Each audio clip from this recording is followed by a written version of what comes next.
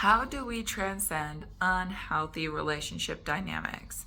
And this is for you if you're a loved one or a family member of an addict. The first thing we need is awareness. Sit back and analyze how everyone else is playing. What is the dynamic of everyone else? And then we want to reflect back on ourselves. Okay, if every birthday Aunt Joe pushes everybody's buttons, who responds and to what degree is everybody responding? And then we want to look at ourselves. Okay, do I respond?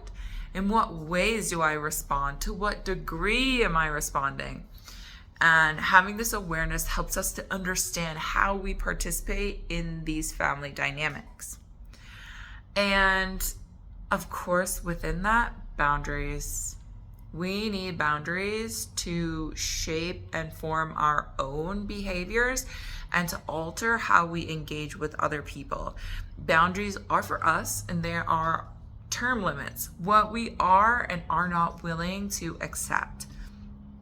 And you can establish boundaries with anyone at any point, but you have to be strict and you have to be very clear.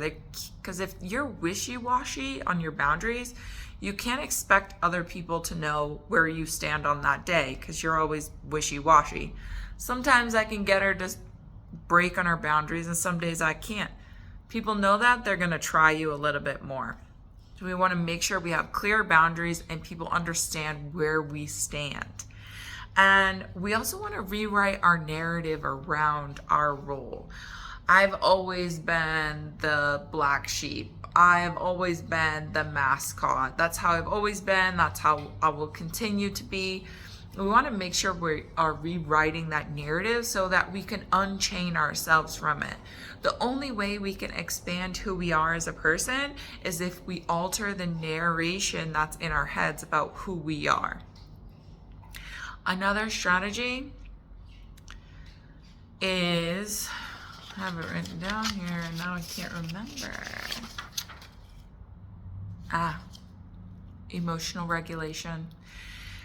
We want to make sure we have full control over our emotions and we are able to completely control ourselves. And this is going to be easier in certain situations, certain people, but overall we want to practice regulating ourselves so that we can't be pushed. If you try to push my button or try to find where my button is, it's kind of like doesn't matter because you're not going to get the response or the reaction that you're looking for. So this ensures that you're very stable in who you are and you aren't going to be baited or enticed to revert to any old behaviors.